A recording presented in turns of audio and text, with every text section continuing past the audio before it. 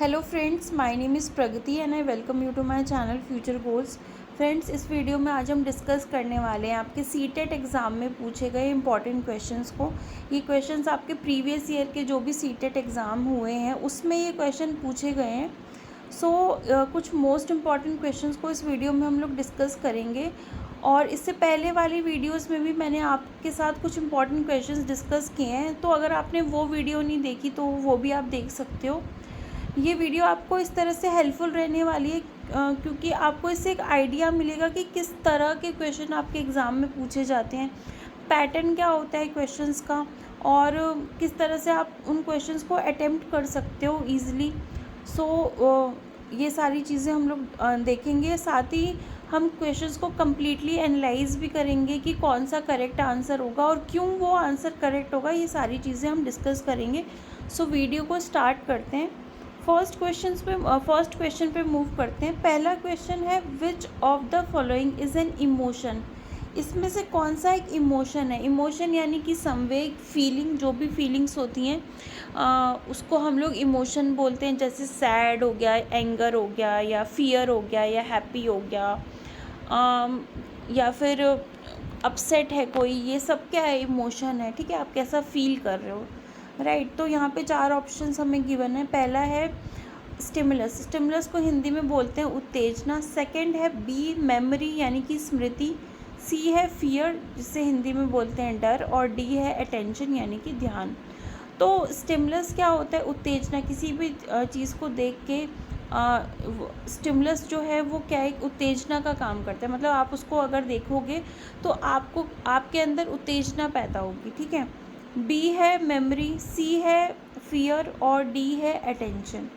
तो इसका जो करेक्ट आंसर होगा वो होगा सी, दैट इज़ फियर, यानी कि डर। डर क्या होता है, एक इमोशन होता है। किसी चीज़ को आप देख रहे हो और आपको एक अलग फीलिंग आ रही है डर वाली, तो वो आपका एक इमोशन है। सी जो होगा करेक्ट आंसर होगा। मेमोरी हमारे जो स्मृति है वो फीलिंग नहीं होती है। टेंशन और स्टिमुलस ये भी कोई फीलिंग या इमोशन नहीं होता है। C is the correct answer. Next पे मूव करते हैं। नेक्स्ट है, which of the following is a Piagetian construct in the context of cognitive development of children. पियाजे जो है वो कॉग्निटिव डेवलपमेंट की बात करते हैं। हिंदी में पढ़ देती हूँ मैं। बच्चों के संज्ञानात्मक विकास के संदर्भ में निम्नलिखित में से कौन सी पियाजे की संरचना है, ये हमें बताना है। पहला है स्कीमा, दूसरा है ऑब्जर्वेशनल लर्निंग यानी कि ऑब्जर्व करके जब हमको सीखते हैं, अवलोकन अधिगम। सी है कंडीशनिंग, अनुबंधन बोलते हैं जिसे हिंदी में। और डी है रीइंफोर्समेंट यानी कि प्रबलन। इसमें से जो पियाजे की जब हम बात करते हैं तो पियाजे जो है कॉग्निटिव डेवलपमेंट की बात करते हैं, संज्ञानात्मक विकास की बात करते हैं, जिसमें वो बात करते हैं ना तो वो ऑब्जर्वेशनल लर्निंग। ऑब्जर्वेशनल लर्निंग मतलब होता है किसी चीज़ को ऑब्जर्व करके जब को सीखा जाता है, दैट इज़ ऑब्जर्वेशनल लर्निंग। उसकी बात नहीं करते, कंडीशनिंग की बात भी नहीं करते और रीइंफोर्समेंट की बात भी नहीं करते। तो पियाजे बात करते हैं स्कीमा की। स्कीमा क्या होता है, पैकेट ऑफ इंफॉर्मेशन होती है जो हमारे दिमाग में इंफॉर्मेशन स्टोर होती है पैकेट्स में, उसको स्कीमा बोला जाता है। तो पियाजे जो है स्कीमा की बात करते हैं। तो ए ऑप्शन जो है इसका बिल्कुल करेक्ट होगा, that is schemas. Third question पे मूव करते हैं। थर्ड क्वेश्चन कहता है, in an inclusive classroom a teacher dash individualised education plans. तो एक जो इंक्लूसिव क्लासरूम होता है यानी कि समावेशी कक्षा होती है, एक शिक्षक को विशिष्ट शैक्षिक योजनाओं को क्या करना चाहिए।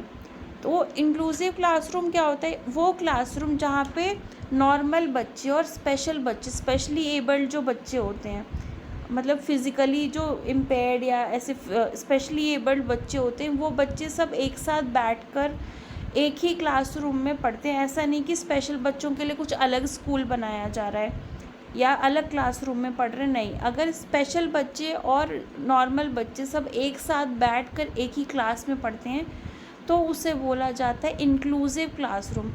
तो अगर एक टीचर एजुकेशन का प्लान बना रहा है तो वो क्या करना चाहिए टीचर को। एजुकेशन प्लान जब वो बना रहा है, एक योजना बना रहा है शिक्षा देने की, शैक्षणिक योजना बना रहा है, तो क्या करेगा टीचर, पहले उसको कोई एजुकेशन प्लान नहीं बनाना चाहिए, should not prepare education plan. B है शुड ओकेजनली प्रिपेयर, कभी कभी तैयार करना चाहिए, ठीक है। सी है शुड एक्टिवली प्रिपेयर, सक्रिय रूप से एक्टिव होके बिल्कुल तैयार करना चाहिए एजुकेशन प्लान को। और डी है should discourage the preparation of, या फिर एजुकेशन प्लान प्रिपेयर करने को डिस्करेज, हतोत्साहित करना चाहिए, नहीं बनाना चाहिए एजुकेशन प्लान, ठीक है। तो इसका जो करेक्ट आंसर होगा कि अगर एक टीचर एक इंक्लूसिव क्लासरूम की बात करें तो उसको हमेशा एक एजुकेशन प्लान एक्टिवली प्रिपेयर करना चाहिए, सक्रिय रूप से प्रिपेयर करना चाहिए। तो इसका जो करेक्ट आंसर होगा, क्योंकि एजुकेशन प्लान आप प्रिपेयर करोगे तभी तो आप कुछ शिक्षा दे पाओगे ना सही ढंग से। तो शुड एक्टिवली प्रिपेयर, सक्रिय रूप से प्रिपेयर करना चाहिए, बनाना चाहिए, तैयार करना चाहिए। थर्ड का ऑप्शन होगा सी। फोर्थ क्वेश्चन पे मूव करते हैं। फोर्थ क्वेश्चन कहता है fitting new information into existing schemes is known as. Schemes की हमने बात करी, जिसकी बात कौन करता है, जीन पियाजे करते हैं। तो यहाँ पे कहा जा रहा है कि जो हमारे पास पहले से इन्फॉर्मेशन है, ठीक है, मतलब जो प्रचलित योजना है हमारे पास पहले से जो इन्फॉर्मेशन है, उसमें नई जानकारी को जब हम जोड़ते हैं तो उसे क्या कहते हैं। ए ऑप्शन दिया हुआ है एकोमोडेशन, यानी कि समायोजन। बी है इक्विलिब्रेशन को हिंदी में बोलते हैं साम्य धारण। तीसरा है एसिमिलेशन, यानी कि आत्मसातकरण। और चौथा है ऑर्गेनाइजेशन, दैट इज़ संगठन। तो इसका जो करेक्ट आंसर होगा वो होगा सी, एसिमिलेशन। जब कोई हमारे पास पहले से इन्फॉर्मेशन है और उसमें हम कोई नई इन्फॉर्मेशन को, किसी भी बात को, इन्फॉर्मेशन को हम ऐड कर रहे हैं अपने दिमाग के अंदर, अपने एग्जिस्टिंग स्कीमा में, मतलब जो पहले से हमारे पास स्कीम्स हैं उसमें हम एक नई चीज़ को ऐड कर रहे हैं। मतलब पहले वाले में कोई आप बदलाव नहीं ला रहे हो, बस नई चीज़ को ऐड कर रहे हो, उसको एसिमिलेशन बोलते हैं, यानी कि आत्मसातकरण बोलते हैं। अगर आप बदलाव लाते, पहले आपके पास कोई के दिमाग में कोई स्कीम है और उसमें आप बदलाव ला के नई चीज़ को ऐड करते, पुरानी इन्फॉर्मेशन को बदलते और उसमें फिर नई इन्फॉर्मेशन ऐड करते, तो उसको एकोमोडेशन बोला जाता। लेकिन सिर्फ आप ऐड कर रहे हो तो उसको एसिमिलेशन बोला जाएगा। फोर्थ का जो करेक्ट आंसर है वो है ऑप्शन नंबर सी। फिफ्थ पे मूव करते हैं। अकॉर्डिंग टू पियाजे थ्योरी, पियाजे की थ्योरी के अनुसार which one of the following will not influence once cognitive development. तो अगर पियाजे का सिद्धांत देखें तो इसमें निम्नलिखित में से कौन सा व्यक्ति के संज्ञानात्मक विकास को प्रभावित नहीं करेगा। जो कॉग्निटिव डेवलपमेंट होती है उसकी बात जीन पियाजे जब करते हैं तो वो कहते हैं कि इसमें से कौन सी ऐसी चीज़ होगी, कॉग्निटिव डेवलपमेंट यानी कि हमारा संज्ञानात्मक विकास, मानसिक विकास, उसको इसमें से क्या चीज़ होगी जो पियाजे के हिसाब से प्रभावित नहीं करेगी। लैंग्वेज क्या प्रभावित करेगी। दूसरा है सोशल एक्सपीरियंस, यानी कि समाज के जो अनुभव हैं। तीसरा है मैच्योरेशन, यानी कि परिपक्वता प्रभावित करेगी। डी है एक्टिविटी, क्रियाकलाप प्रभावित करेगी। तो पियाजे कहते हैं कि जैसे जैसे कोई पर्सन मैच्योर होता है वैसे वैसे वो उसमें उसकी डेवलपमेंट भी होती है, तो मैच्योरिटी तो प्रभावित करेगी। और साथ साथ वो जब एक्टिविटीज़ करता है खुद से तब सीखता है, तो एक्टिविटी भी प्रभावित करेगी। लैंग्वेज की भी बात करते हैं कौन, जीन पियाजे। तो यहाँ पे जो चीज़ प्रभावित नहीं करेगी जीन पियाजे के हिसाब से वो है B, that is social experiences. सामाजिक जो अनुभव होते हैं वो प्रभावित नहीं करेंगे। जीन पियाजे सोशल एक्सपीरियंस से सीखने की बात नहीं करते हैं। वो कहते हैं कि जैसे जैसे पर्सन मैच्योर होता है ना वैसे वैसे वो चीज़ों को सीखता है। सो बी इसका करेक्ट आंसर होगा। सिक्स्थ है family plays dash role in socialization of the child. एक फैमिली कैसा रोल प्ले करती है, एक परिवार जो होता है वो बच्चे के समाजीकरण में कैसी भूमिका निभाता है, ये हमसे पूछा गया है। तो पहला ऑप्शन है कोई बहुत ज़्यादा भूमिका नहीं निभाता, नॉट सो इम्पॉर्टेंट, ठीक है। सेकंड है एक्साइटिंग, रोमांचकारी भूमिका निभाता है परिवार। सी है प्राइमरी, यानी कि मुख्य भूमिका निभाता है। और डी है सेकेंडरी, यानी कि गौण। तो जब भी हम फैमिली की बात करते हैं तो बच्चा सबसे पहले जो सोशलाइजेशन सीखता है ना, समाजीकरण सीखता है, वो परिवार से ही सीखता है। उसके बाद वो और लोगों से मिलके उनसे जो सोशलाइजेशन है वो सीखता है। तो फैमिली जो होती है वो प्राइमरी रोल प्ले करती है, मुख्य रोल प्ले करती है किसमें, बच्चे के समाजीकरण में। तो इसका जो करेक्ट आंसर होगा वो होगा C, option number C, a primary role, यानी कि मुख्य भूमिका। 7वें प्रश्न पे आ जाते हैं। 7वां प्रश्न कहता है कि अकॉर्डिंग टू वाइगॉत्स्की चिल्ड्रन लर्न, जो वाइगॉत्स्की हैं अब वो बात करते हैं कि बच्चे कैसे सीखते हैं उनके हिसाब से। तो पहला है व्हेन इन्फोर्समेंट इज़ ऑफर्ड, जब बच्चों को पुनर्बलन दिया जाता है। बी है मैच्योरेशन, जैसे जैसे वो परिपक्व होते हैं, मैच्योर होते हैं, वैसे वैसे वो सीखते हैं क्या। सी है इमिटेशन, अनुकरण करके, किसी की नकल करके, देख कर किसी की मतलब किसी की नकल करके बच्चा सीख रहा है, अगर कॉपी करके सीख रहा है तो उसको अनुकरण, इमिटेशन बोला जाता है। डी है by interacting with adults and peers, यानी कि व्यसक हो गए या समव्यसक हो गए, जो उसके सहपाठी हो गए या उसके साथ खेलने वाले बच्चे हो गए या पढ़ने वाले बच्चे हो गए, क्या उनसे इंटरेक्ट करके सीखता है, मतलब उनके साथ परस्पर क्रिया करके सीखता है। तो वाइगॉत्स्की जो है वो सोशल कल्चर थ्योरी की बात करते हैं, मतलब उनके हिसाब से बच्चा जो है जब समाज के साथ इंटरेक्शन करेगा तब सीखेगा। तो समाज के साथ इंटरेक्शन करेगा, कैसे करेगा, जब वो बात करेगा उनसे। तो डी वाला ऑप्शन बिल्कुल करेक्ट होगा कि इंटरेक्ट करता है जब बच्चा एडल्ट्स के साथ और पीयर्स के साथ, अपने पीयर ग्रुप में जो लोग हैं उनके साथ जब एडल्ट या पीयर के साथ इंटरेक्ट करता है तो बच्चा सीखता है। तो क्योंकि वाइगॉत्स्की बोलते हैं कि बच्चा समाज के थ्रू सीखता है, ठीक है, तो समाज में तो आपको इंटरेक्ट करना पड़ेगा, तो डी ऑप्शन बिल्कुल सही होगा, that is by interacting with adults and peers. Next question पे मूव करते हैं, क्वेश्चन नंबर 8। क्वेश्चन नंबर 8 कहता है कि a school gives preference to girls while preparing students for a state level solo song competition. This reflects, state level पे competition होने वाला है, एक प्रतियोगिता होने वाली है जिसमें लड़कियों को प्रेफरेंस दी जाती है, क्योंकि प्रतियोगिता किस चीज़ की है, गाना गाने की, सॉन्ग कंपटीशन की प्रतियोगिता है।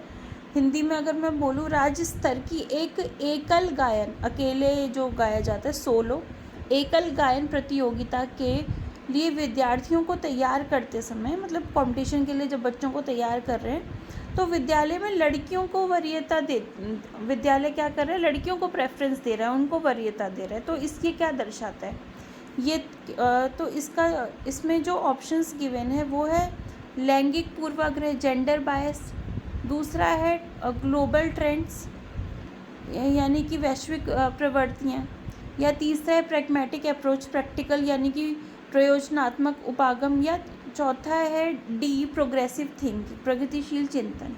तो यहाँ इसका जो करेक्ट आंसर होगा वो आपका होगा A, that is gender bias. Gender bias का मतलब होता है कि लैंगिक पूर्वाग्रह, कि उनको लगता है कि लड़कियां जो है वो अच्छा गाना गा सकती हैं और लड़के नहीं गा सकते, पहले से ही जो सोच बना रखी है उसको, यानी कि जो एक सोच बना रखी है कि पहले से ही कि लड़का जो है ये काम कर सकता है, गाना नहीं गा सकता लड़का, लड़कियां बहुत अच्छा गाना गा सकती हैं, तो लड़कियों को प्रेफरेंस दे देते हैं। सो ये इसका जो करेक्ट आंसर होगा वो होगा ए, जेंडर बायस, ठीक है, हिंदी में बोलते हैं लैंगिक पूर्वाग्रह।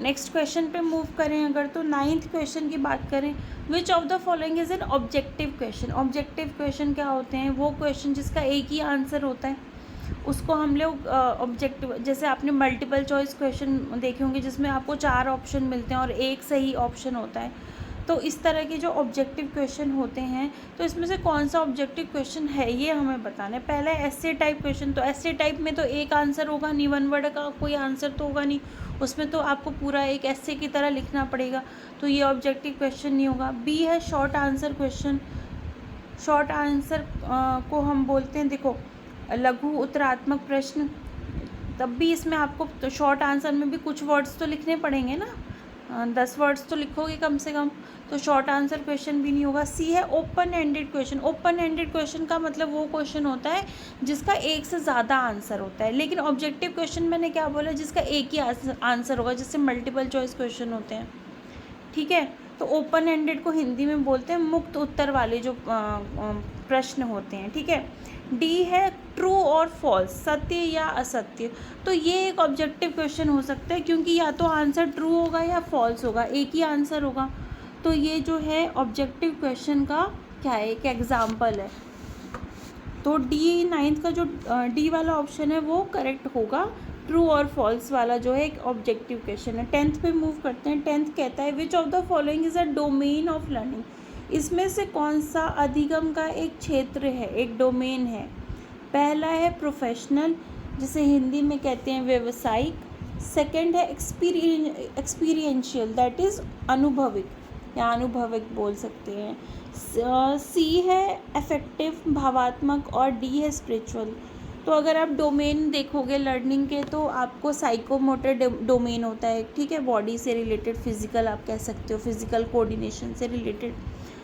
एक होता है आपका कॉग्निटिव डोमेन, मानसिक जो डोमेन होता है, और एक होता है आपका अफेक्टिव डोमेन, दैट इज़ भावनात्मक पक्ष होता है एक। तो इसका जो करेक्ट आंसर होगा वो होगा अफेक्टिव। साइकोमोटर होता तो वो भी सही होता, हाँ, और कॉग्निटिव होता तो वो भी सही होता। तो 3 तरह के होते हैं, कॉग्निटिव, अफेक्टिव और साइकोमोटर। तो इसका करेक्ट आंसर होगा अफेक्टिव, यानी कि भावनात्मक डोमेन, भावना से जो जुड़ा होता है। सो ये आज के 10 इम्पॉर्टेंट क्वेश्चंस थे। ये क्वेश्चंस बहुत इंपॉर्टेंट हैं क्योंकि आपके पहले जो सीटेट एग्ज़ाम हुआ है उसमें पूछे जा चुके हैं, रिपीट भी हो चुके हैं, आगे भी रिपीट होंगे। तो ऐसे क्वेश्चंस को आप सॉल्व करो जिससे आपके सीटेट में मार्क्स जो है वो खुद ब खुद इंक्रीज़ हो जाएंगे ऑटोमेटिकली, अगर आप प्रीवियस ईयर क्वेश्चन सॉल्व करते हो तो। सो इस वीडियो के लिए इतना ही। अगर आपको वीडियो अच्छी लगी हो तो चैनल को सब्सक्राइब कर देना, वीडियो को लाइक कर देना, कमेंट कर देना, शेयर कर देना अपने फ्रेंड्स के साथ। एंड मैं आगे भी और ऐसी वीडियोस लेके आऊँगी जिसमें आपको मैं प्रीवियस ईयर क्वेश्चंस कराऊँगी सीटेट एग्ज़ाम के। एंड तब तक के लिए bye bye and take care, stay tuned.